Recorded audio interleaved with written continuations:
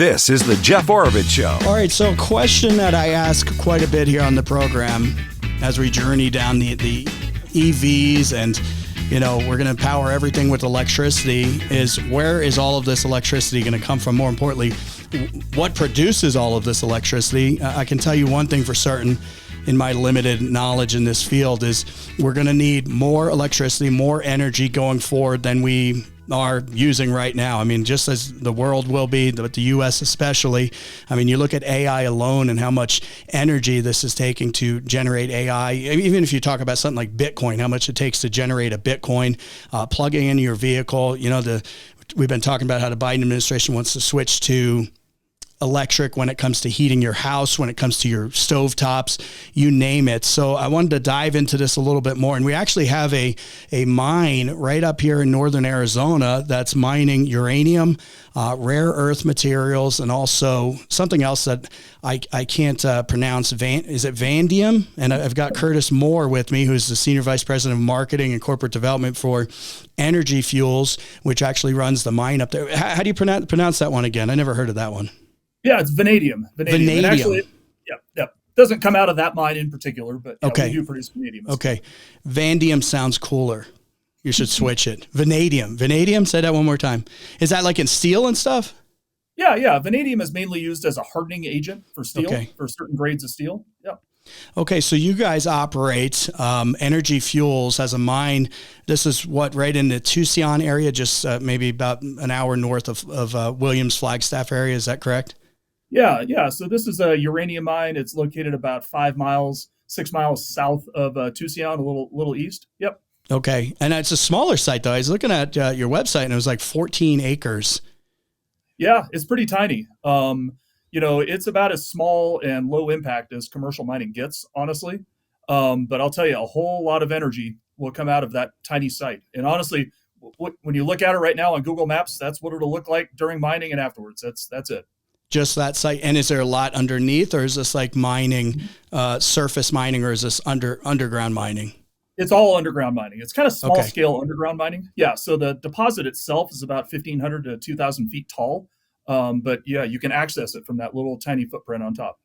So it's like just an elevator going down? You're just boring down in there? Exactly. It really is. It's an elevator. It's it's a single shaft that goes down, and you kind of drive this shaft down next to this deposit. The deposit's called a breccia pipe. Which is, so it's a pipe. So imagine a pipe kind of standing on its end. And so this pipe is, 100, 150 feet in diameter and about 1,500 to 2,000 feet tall. And there's just kind of pods of high grade uranium throughout the deposit. And so you just drive a single shaft next to it and you mine it out from the side. You bring the ore to the surface and you truck it to our mill in Utah. Wow. Okay. Pretty cool. Okay. Let's get into this pretty deep. No pun intended there. I want to break all this down. Plus, I want to talk a bit about what's going on with Russia and with Congress and a ban on Russian imports. But there's a lot to get to here. So stick around. And Curtis Moore is my guest. Before I do that, though, I do want to remind you about my great friends just north of Flagstaff at American Trailer Company. I got a special promo code for you, JO Show. Use that, 6% off. I got a brand new dump trailer from them at the beginning of the year. It's awesome. I use it all the time. A buddy of mine just bought a utility trailer. They've also got cargo trailers and much more. Use the promo code though for their in-stock items when it comes to their trailers. 6% can be quite a bit when you're talking a purchase like this. I know I'm talking to someone right now who's like me and on the fence for a long time on that dump trailer. So head on out there. It's just north of Flagstaff, and you can get more information at AmericanTrailerAZ.com. That's AmericanTrailerAZ.com. All right, Curtis Moore is like I said, Senior Vice President of Marketing and Corporate Development with Energy Fuels. Let's kind of rewind here just a little bit, Curtis, because I've talked a lot about different. I mean, there's this push to electrify everything, cars and cooktops, heat. You name it, and I'm serious when I say we're going to be. And let me get your take. We're going to be using a lot more electricity and energy a year from now, 5 years from now, 10 years from now, than I think we are right now with everything that's going on. 100%, 1,000% correct. Yes. Yeah. Energy consumption is growing. Our economy is getting more energy intensive by the day. We need more energy, and some efforts to kind of pick and choose which energy is the right way to go versus the wrong way to go. Look, all these energy sources have their attributes and their pluses and minuses, but honestly, nuclear is a wonderful way to produce electricity. I mean, right now, even today, Arizona gets about 1/3 of all electricity from a nuclear power plant, just about 50 miles west of Phoenix. It's clean, it's super safe, and low impact. Uranium is very energy dense, which is a great attribute for various energy sources. And so, and it also just so happens that Arizona has some of the best, lowest impact, lowest cost uranium deposits in the United States. And we're just starting mining at one of those as we speak. Well, and the electricity we get from nuclear power in Arizona, it should be noted, that's one power plant. And I've had to, I don't know if you've had a chance to tour that. I've toured in that plant and suited up and all. It's pretty, have you done that? It's amazing. It is amazing. And, you suit up, you go on in, and that one plant is providing a ton of electricity for Arizona, but also other places in the West as well. I think a lot of it goes over to California too. Well, when we look at something like that, and my understanding is you got your base load power for the electric grid, which is, how would you explain that? Kind of like the power you always need to keep everything kind of humming along, like the normal. Yeah, that's it. It's electricity that's on 24/7, 365. It's the base load. It's what you need just on a minute to minute, second to second basis, right? Okay. Now energy demand goes up and down, throughout the day, throughout the year, the seasons, and all that. But yeah, having base load electricity is really the backbone of an energy grid.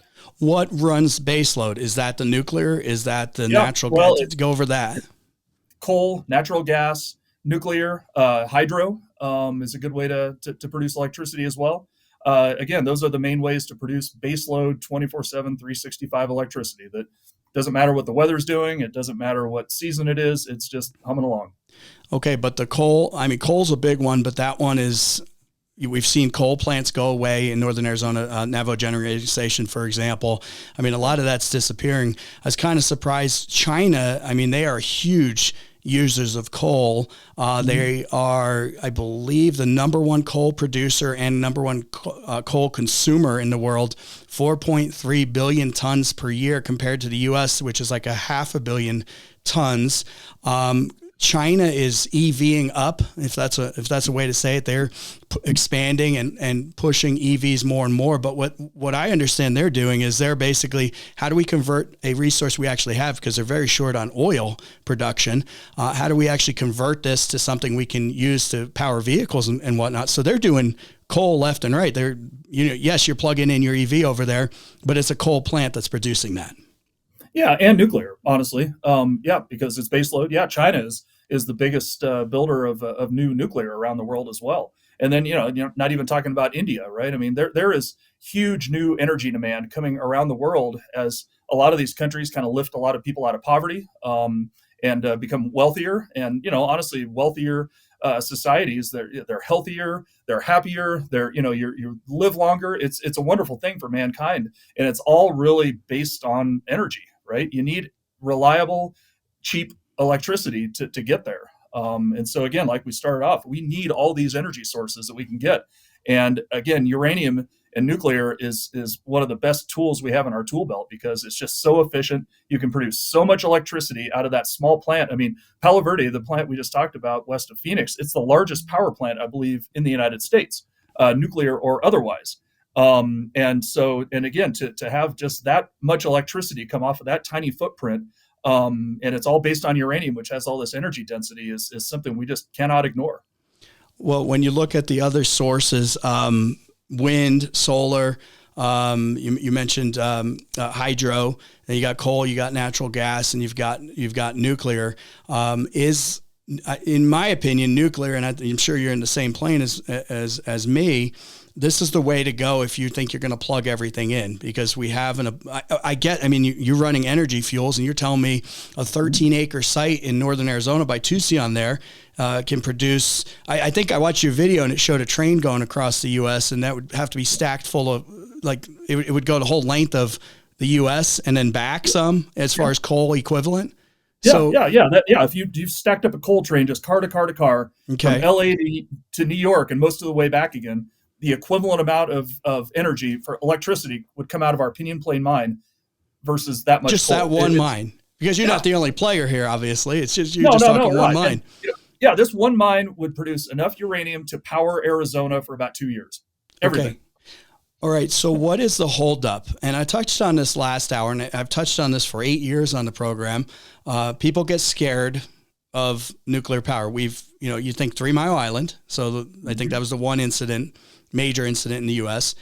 You think Chernobyl, of course, which was an absolute disaster. And then the more recent one, Fukushima. Those are the only 3 that I can think were really big accidents. What's the holdup? What's the mentality, I guess, especially amongst the people? And I have mixed feelings on all this push for EV, and I won't drag you into that. I spend a lot of time on this. But there are people that are absolutely pushing electrification all the time. And, if we don't do this, the world's going to end kind of stuff. And I'm always thinking to these people, and I ask them, I'm like, what's the holdup here? What's your problem with nuclear then? Where do you think this electricity is going to come from? So I ask you, Curtis, what's the holdup, I guess, you think, with a lot of people? Well, I think partially the industry has done a pretty bad job of just focusing on the attributes of nuclear energy. There's some pretty well-known disasters that you mentioned. But, in some ways, nuclear is like airline travel, right? It's the safest way to travel, but a lot of people are afraid to fly because, look, when there's a airplane crash, it's a big deal. But when you look at the amount of electricity that nuclear has produced, it actually has fewer deaths associated with it than even wind and solar. It's literally the safest way to produce electricity. Yet there's some activists, there's some NGOs, there's some forces out there that have made a huge push to get people afraid of nuclear and all that, and it's really completely unjustified in our view. It is truly one of the best ways we have to produce electricity. People should not be afraid of it. People shouldn't be afraid of nuclear. They definitely shouldn't be afraid of uranium. Sometimes people hear uranium and they think that, oh my God, the people in Tyvek suits and respirators and all that sort of thing. Our people at our mine and our mill, they get exposed to less radiation than airline workers. It's truly pretty darn benign compared to a lot of industrial processes out there. Okay, so let's talk about that, because something that's come up a lot, as you know, Northern Arizona, especially in like the Navajo Nation, does not have a good history with what happened with the uranium mining at the dawn of the atomic age. They're still dealing with cleanup out there. Yeah. I mentioned this last hour. It's like, well, if I was living out there too, I'd probably be skeptical. I'm not. I think this is the way to go. But how has it changed, I guess, from that era? Walk me through the process. You dig it up in the earth. Take me from there and how this works with mining. Yeah. No, first off, I would say if there is anybody that should be skeptical of uranium mining, it's the Navajo Nation. At this time, back in the 40s, the 50s, the 60s, the uranium industry was essentially a government-sponsored defense program. The government was not focused on health or environmental protection. They were focused on production and just getting uranium, again, for our weapons program at that time and the nuclear subs and aircraft carriers in the Cold War. But kind of in the 70s, things started to flip in terms of environmental and health protection. That's when you had things like NEPA, the Clean Air Act, Endangered Species Act. Some of the seminal environmental laws started to also come into play in the 70s. And that's really when things changed. And that was no different than the uranium industry. So today, honestly, you wouldn't recognize our industry today compared to how it was in the past. But again, that there is still this legacy, and in some respects, the government has not lived up to their obligations to the Navajo people to clean up those mines, because it was, again, they did their part in helping to win the Cold War. So it's time to make sure that debt is repaid. On the other hand, you shouldn't stop new projects, and especially little tiny projects like our mine, based on things that happened 50 to 80 years ago. We have such a greater scientific understanding of all aspects of mining and transport and milling and worker safety and protection against radiation and all the, and groundwater protection and all that versus how things were done in the past. And so, in some respects, opposing uranium mining today would be like opposing electric vehicles today because cars in the 50s didn't have seatbelts. Again, it's a public education issue. That's one of the reasons I'm on your show right now, is just to tell people about it and make sure that they truly have nothing to worry about with this uranium mine. Are you guys mining right now? Is it active right now? Okay, so when you dig it up and then you load it in, or is this how it works? You load it in a dump truck? Pretty much. Okay, and then it goes through what on I-40 eventually. Yeah. Okay. Yeah. So you remove this rock, and again, keep in mind we're talking about uranium ore, right? Yeah. It's rock with a little bit of uranium in it. So this deposit, every ton of rock will have roughly 10 to 20 pounds of uranium in it, and then 1,980 to 90 pounds of other stuff, right? So all that rock is then loaded into a truck. And roughly 20 tons per truck 20 tons will be loaded into those trucks. Okay. Then the top is tightly tarped, so you won't have any dust or anything that escapes. And then it'll go on the highway south to Williams onto I-40, and then up 89 to 160 to our mill, which is located in southeast Utah. Okay. So it's rocks. It's not like you're not crushing it up and grinding it on site. You're taking it to a processing facility in Utah. Exactly. And we're not chemically treating it. We're not doing any milling at this site. Honestly, a lot of the issues on the Navajo Nation and elsewhere came from milling. Look, there were plenty of issues with mining, of course, but it's honestly a pretty benign process. And the transport of ore, it is perfectly safe. It's almost like some of the activists that and the NGOs out there make it sound like if one of our trucks crashed, you'll have a nuclear disaster like Chernobyl or something like that, and that's just ridiculous. Yeah, they're going to collide together and boom, and it's it's just rock. Yeah. No, I think, and that goes, maybe you said this or somebody said this, like follow the science. We were told that during COVID and this and that, and all these other things. And it's like, you're telling me you're moving rock basically, and then you're taking it up to a processing center to be processed there. And then after that, they process it and it goes along different different facilities. And that's important. We're dealing with natural uranium, right? Okay. That's uranium as it occurs in the ground, right? Look, you go outside in your backyard, you pick up a handful of dirt, I assure you it has uranium in it. It's as common in the Earth's crust as tin. It's a very common element. It's everywhere. We have uranium in our body right now. It's everywhere. Oh, wow. Right. But like you said, it's for use in a nuclear power plant, it has to go through a whole bunch of other steps. It has to be converted. You actually convert it into a gas, uranium hexafluoride, then you enrich it, then you do fuel fabrication, and only then can it create a self-sustaining nuclear reaction that produces heat, that boils water, that produces electricity. That's generally how nuclear works. We're dealing with natural uranium. It's pretty benign by Okay.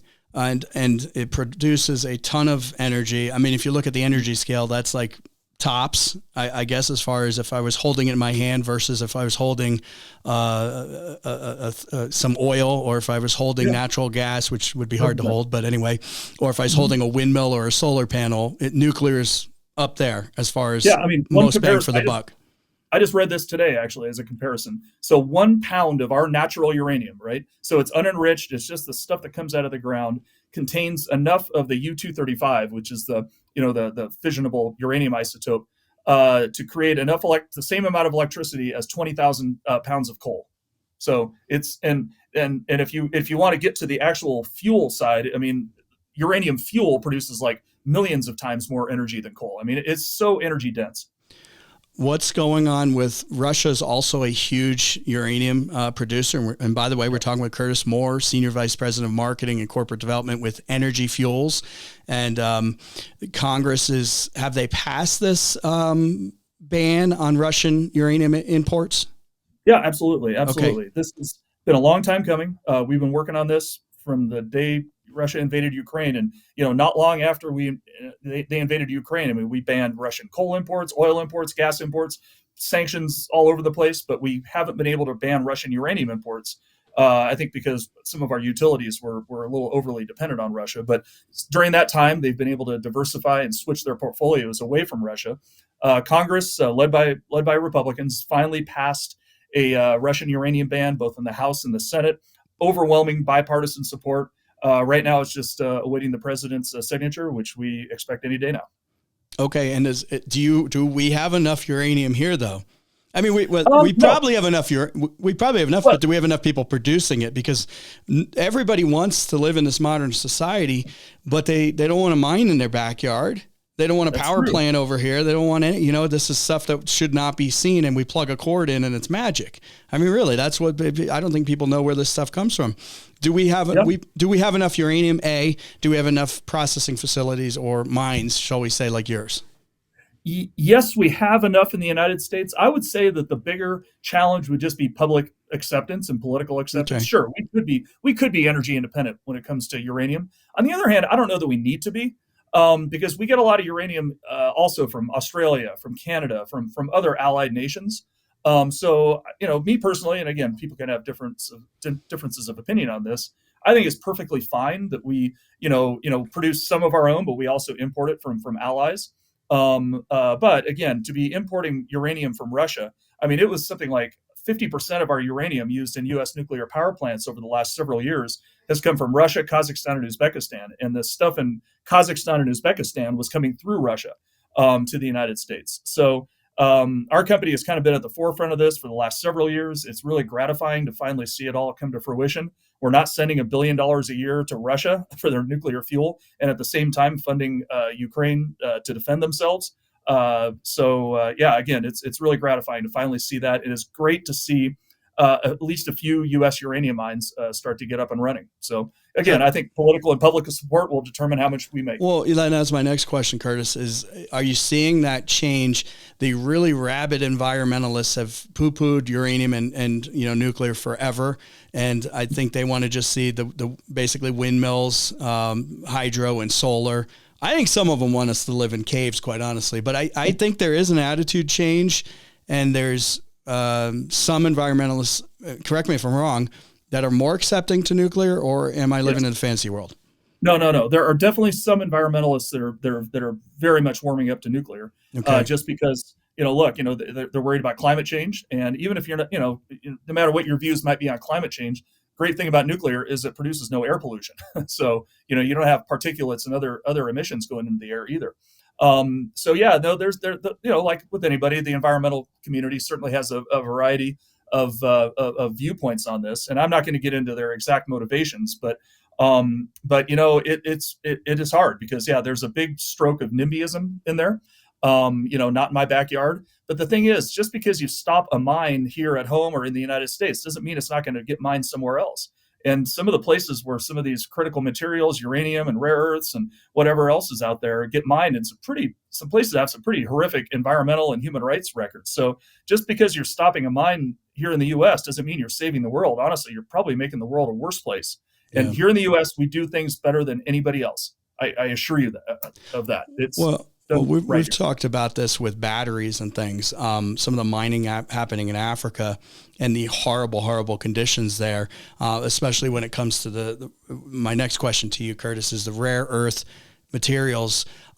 First of all, what is a rare earth material? Explain that, because every time I ask that question, I say, it's rare earth material. It's like when I ask a question about what is a Bitcoin, I feel the same at the end of that thing. But what is rare earth materials, and are you pulling them out of the ground at this mine in northern Arizona?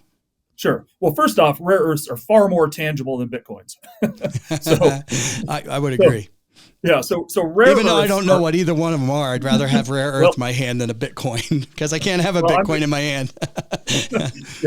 Well, here, I'm going to change that. So rare earths are elements on the periodic table. They're the second to last line on the periodic table, known as the lanthanides. So it starts with lanthanum and goes to cerium and on down.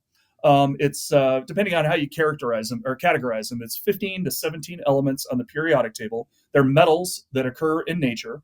They're not actually all that rare, but finding deposits that are rich in rare earths and economically feasible to mine, that's what's hard to do. And just to be clear as well, our mine in Arizona does not have rare earths, so we don't plan to recover rare earths out of that mine. However, we have this mill in southeast Utah that we discovered about 5 years ago, just happens to be uniquely suited to processing rare earths and producing these rare earth materials. Now, rare earths are used in a variety of technologies. Military and defense technologies, like the typical F-35 fighter jet has about 850 pounds of rare earths used throughout the machine. It's used in cell phones, computers, technology, EVs and hybrids. That's a big growth driver for rare earths. Honestly, you create these really powerful magnets. Wind energy, which, it's, so to the extent we build out wind energy, certain wind technologies need rare earths. A lot of different uses for rare earths. And we're right now pretty much 100% dependent on China for our rare earths. So we're real happy to be able to fix that problem. Well, is China because they're allowing the mining, less regulations over there? You're saying this stuff isn't as rare as we think. So it must be a matter of, not in my backyard. We're not going to create this mine. We're not going to dig it up. They must be just dig it up, get to work over there. Yeah, I mean, look, it's a matter more of national priority. So if you go back 20, 30, 40 years, remember the U.S. was more that we're going to globalize. We're going to spread democracy and capitalism all over the world. Once people get wealthy, our values will be spread throughout the world. And so we started to kind of globalize a lot of our industries. Well, we've come to realize that instead of us spreading our values to other places, a lot of those other values are starting to come to us. But again, China made it a national priority to become the dominant player in rare earths about 30 years ago. And so they spent a lot of money on education and facilities, supporting research and all that sort of thing. And here in the U.S., we kind of didn't really make it a priority. And I think a lot of people were happy to kind of get cheap materials from China and cheap goods from China. And so we just didn't really make it a priority. Well, now that we've seen how important rare earths are going to be to a lot of future facing technologies, and especially military and defense, I mean, I don't want to have to go beg to China every time you want to build a F-35. So and so it's really been an important move by the U.S. government and by U.S. companies to try to bring some of those capabilities back home. But the thing is, we globalized all this stuff over the last 30, 40 years. It's not going to deglobalize overnight. So, it's going to be a process, but we have a really unique role to play. And the reason we got into it is that pretty much every rare earth bearing mineral, when you dig it up out of the ground, is naturally radioactive. It has uranium and thorium in it. And so it was just a natural for us to start processing these minerals at our mill in Utah. It's really exciting, honestly. So almost a byproduct, a derivative of what you're doing already. So you might as well, it's something that's needed, and you might as well process that. Okay. So to finish up here, Curtis, and Curtis Moore is with us from Energy Fuels. The mine in northern Arizona, it's outside the Tucson area. Next time we should do the interview from the mine. That would be pretty cool. You're welcome. Yeah, that would be really cool to see that. Anyway, it's producing this the uranium ore. You're shipping it out. How long do you think this mine will keep going? How many jobs are up there? How much is this thing going to produce? How many homes is this going to light up? I guess, shall we say, over its duration? Right. So we just started mining, kind of small scale mining, but we're ramping up right now. We have about 35 people working up there right now, not including truckers and consultants and others that work on the mine. It's going to probably operate for 6 to 8 years, I would say. It's going to hopefully produce, say 4 to 5 million pounds of uranium. Now, I don't know how that translates into homes or businesses or anything like that, but a typical nuclear reactor requires about 300,000 to 400,000 pounds of uranium per year. So you can kind of do the math off of that. Again, we're just going to be transporting ore. We're going to be, driving it up the highways. Again, it's just rock. And so nobody needs to be concerned about, even in an accident. I mean, I'm not even, some people have these visions of a pretty bad situation. If there's an ore truck accident, it wouldn't be all that different than just if a gravel truck tipped over. I mean, you'd deal with the initial emergency. You'd go out with shovels and brooms and loaders, load it up in a truck and haul it away. It wouldn't be, again, guys in Tyvek suits and respirators or anything like that. It's really very, very benign. So what went wrong? It just came to my mind, Curtis. What went wrong though on the Navajo Nation then with all the mines up there? If it is so benign, what happened? What did they leave behind? What did they do? What's causing the continued problems? So a big part of what happened. No, I'm going to set the mills aside. So uranium mills, that's a whole other issue. But when you're talking about mines, you were digging out rock that had uranium in it. A lot of the problems just happened where you'd put like the low grade ore. So, the local mill would have a grade cutoff. Like it had to have a certain percentage of uranium in it. Otherwise, they wouldn't take it. So they would haul the ore that met specs over to the mill, and they would just kind of put the other stuff. It still had uranium in it on the ground. It wasn't lined. It just sort of sat there on the ground. Now, uranium does pretty readily dissolve in water, believe it or not. And so over years, decades of precipitation, snow, rain, all that stuff, uranium just kind of leached out of those piles and into the shallow groundwater.